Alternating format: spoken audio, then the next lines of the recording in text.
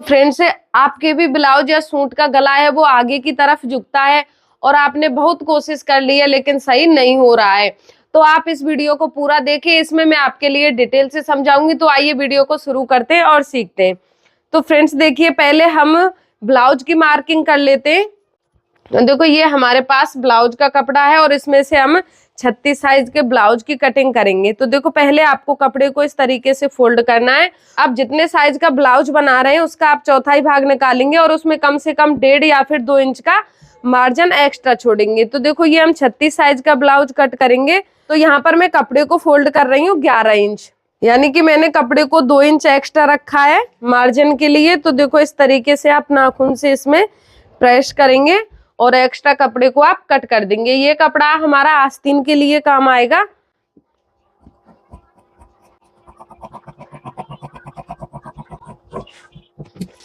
तो एक्स्ट्रा कपड़े को मैंने इसमें से कट कर दिया। अब नीचे की साइड से आप कपड़े को बराबर करेंगे। आपका कपड़ा छोटा बड़ा है, आप उसको यहाँ पर बराबर करेंगे।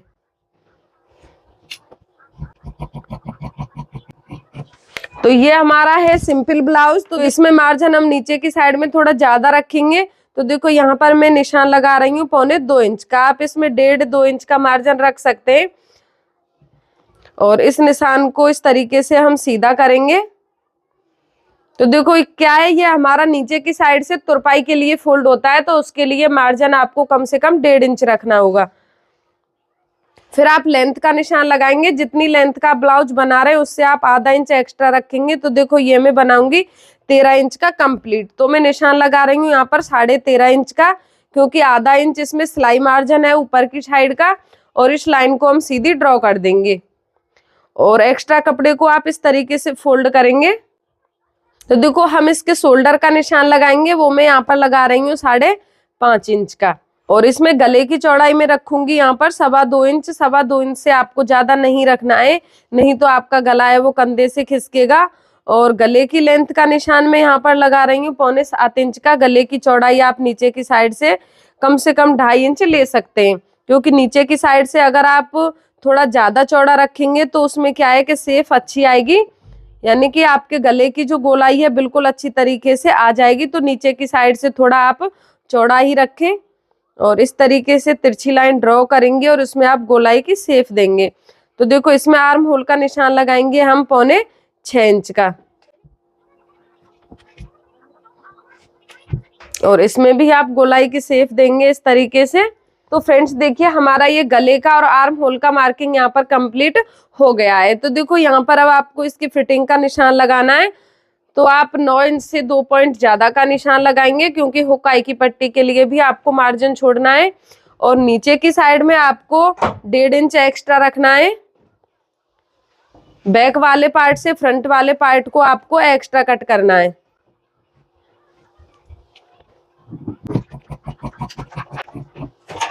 तो देखो, पहले हम इसके शोल्डर को अलग अलग करेंगे, बैक और फ्रंट वाले को इस तरीके से।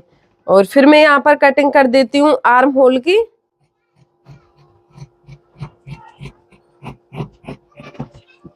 और इसके गले की कटिंग देखो, मैं आपके लिए बता रही हूँ। अगर आप इसका बैक गला है जो बड़ा कट कर रहे हैं या फिर आप कोई इसमें डिजाइन देना चाहते हैं, तो आप दोनों पार्टों को अलग अलग करके गले की कटिंग कर सकते हैं। बट मैं बैक और फ्रंट दोनों साइड के गले इसके गोल ही रखूंगी।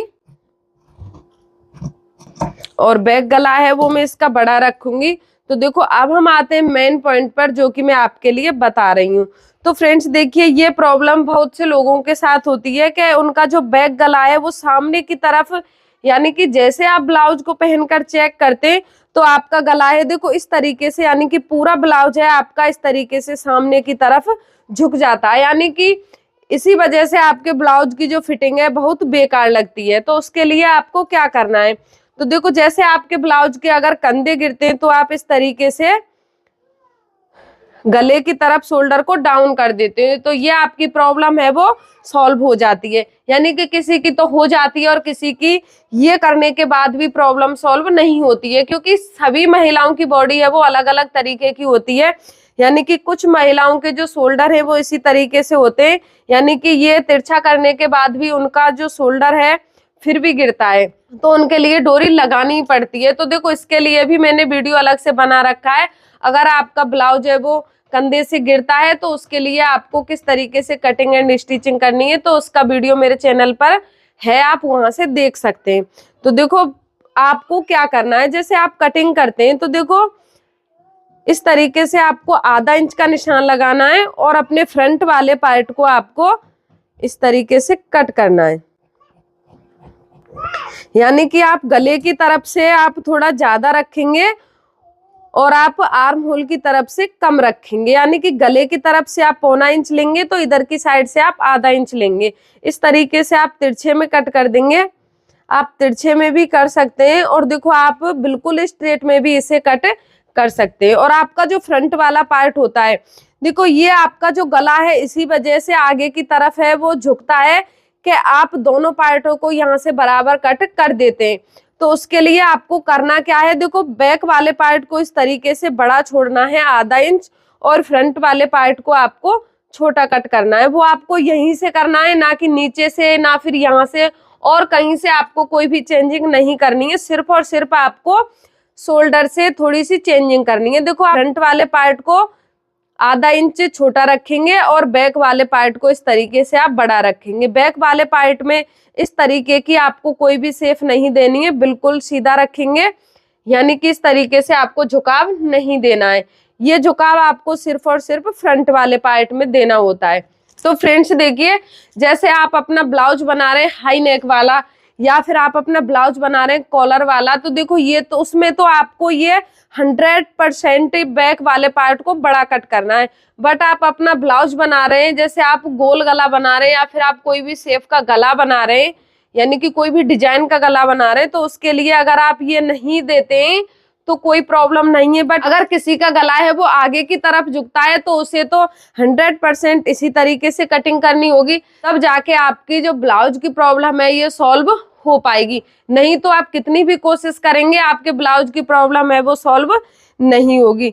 तो फ्रेंड्स आपकी समझ में आ गया होगा कि अगर आपके ब्लाउज का गला है वो आगे की तरफ झुकता है तो आपको उसे किस तरीके से सही करना है। और फिर आप फ्रंट वाले आर्म होल को देखो इस तरीके से डीप कट करेंगे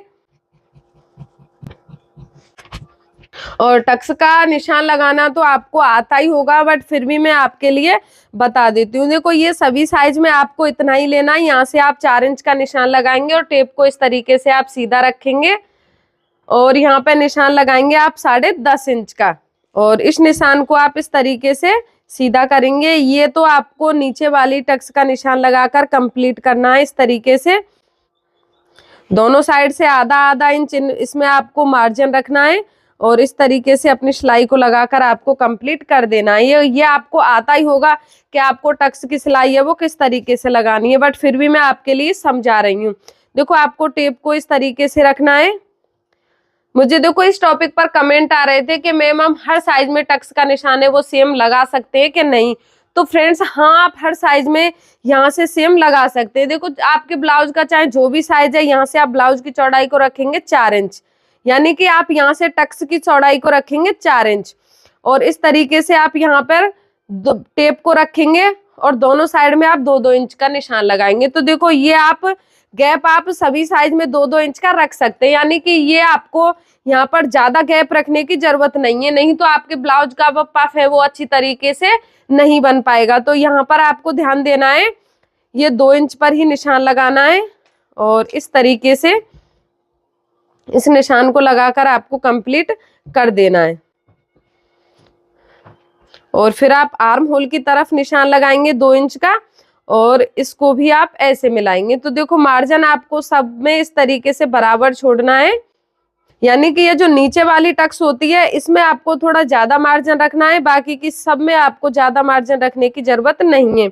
तो देखो ये जो साइड फिटिंग वाली टक्स होती है इसमें आपको दोनों तरफ 2-2 पॉइंट का मार्जिन छोड़ना है और ये जो आर्म होल वाली होती है इसमें भी आपको इसी तरीके से छोड़ना है और ये जो आपकी हुक आई वाली टक्स होती है इसमें भी आपको इसी तरीके से मार्जिन छोड़ना है।